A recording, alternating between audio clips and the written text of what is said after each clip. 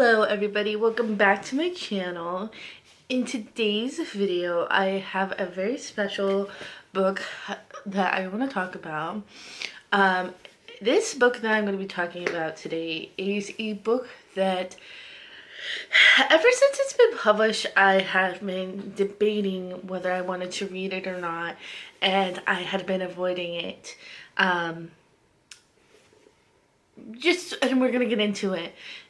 This is a book that ever since it was announced that it was going to be published had controversy surrounding it, and a lot of people had their opinions, and I was very nervous to read it, but I finally did. And that book, by the way, is Go Set a Watchman by Harper Lee.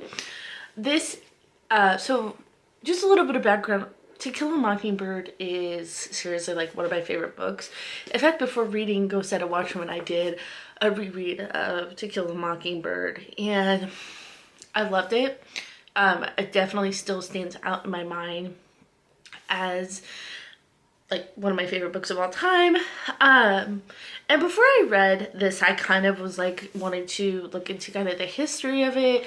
Why did it eventually get published? Basically, one of the interesting things that I found out about this book, Go Set a Watchman, is this was actually what Harper Lee intended to publish initially. What happened was there's scenes where we get snippets of Scout and her brother in the town of her childhood, because this follows her in her late or her 20s. I think it was said 20 years after the events of the original To Kill a Mockingbird. So you're getting flashbacks of her childhood, and the publishers really liked the parts of her childhood that were in this story. So they said, hey, can you write a book about and focus on the childhood? So that's kind of how we got To Kill a Mockingbird. But this, like I said, takes, I think I remember 20 years, and Jean Louise, she's 26, it says here. So she's coming back to Macomb, Alabama from New York, and her father is older, obviously, and she's falling in love with somebody, and we see her as an adult. But as the story progresses, she kind of realizes things that she didn't notice before, and the rose-colored glasses kind of come off, and she kind of grapples with just like the political climate as a whole, but also like the people that we've grown to love, such as Atticus. She kind of grapples with what his beliefs are and how that affects the community through her eyes. That is a huge reason why I struggled with wanting to read this book, because Atticus Finch is like my number one. Like, I love him so much because he stood up for what was right. And one of the things that, as I did the research a little bit, is this story does not necessarily spoon feed you how to feel like he is a horrible person or he's not. It's told again through Jean Louise's Scout's eyes, and there's a scene, and this is a spoiler. I'm going to talk about spoilers of this because I think that it's worth talking about.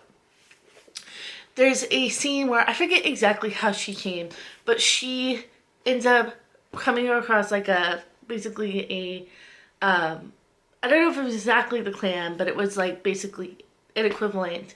And Atticus is there, and she gets really upset, and she's like, oh, how could this person that as a kid I grew up idolizing be there? Now, I interpreted it, and this is how I interpreted it. We could have discussion about this, that, sometimes people do infiltrate these things to affect change.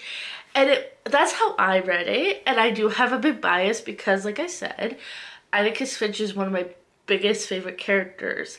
But I think that just brought up a really interesting point, because she's seeing it through her eyes, and she has this emotional reaction to it. But it's like, what's really going on, right? And I think that on some level, I think we could all say that, we have our places we grew up, we have our people that we know, that we see in a certain way. And as we grow up and we mature, we develop a new perspective. And I think that whether you grew up in the South or wherever you grew up, I think that that's a very relatable, that's a very relatable, like thing. We do, obviously there's discussions of like race, and it gets really intense towards like the last half of the book, obviously. And it's sometimes hard when you kind of are attached, like I'm attached to the original character. It's sometimes hard because there's a it's hard. There's a bitterness that creeps up in the character as she's coming to grips with all these things. And I'm not saying that to judge the character, but it sometimes it was hard to read because you empathize with this character as she's grappling with these things. I think that Harper Lee did an amazing job fleshing out the characters, giving them the voices, and putting them in the place. I'm trying to think. Oh, and there's also like family tragedy in here. I'm not gonna get into the specifics, but yeah, it's like it deals with that sadness too. Loss and grief as well. I think that that's a theme that's touched on in here, which is like really interesting. I didn't know that that was a part of it. I'm trying to think what else, if there's anything else. Yeah, I don't think. I'm trying to think. Hold on a second.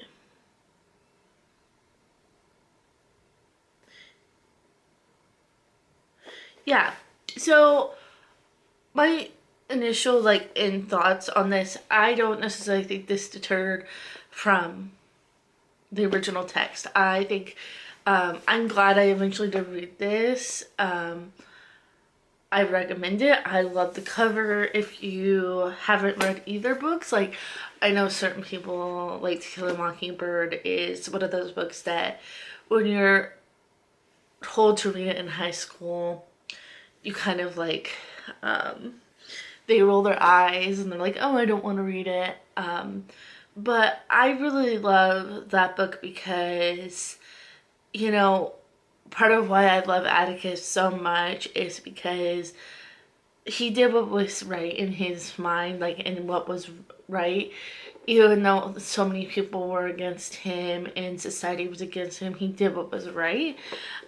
Even though, spoiler alert again, the end result was like not, like he did all that for basically nothing, but he knew that was the right thing to do. And I think that's why I like the original text, and the fact that it was told through a child's perspective. There's an innocence with there, but as they're processing it, right? And so that's why I like the original as well. If you have not read either, I'll probably recommend reading the To Kill a Mockingbird first and then this. The audiobook for To Kill a Mockingbird, or no, I read To Kill a Mockingbird and this both on audiobook, by the way, and it's really good.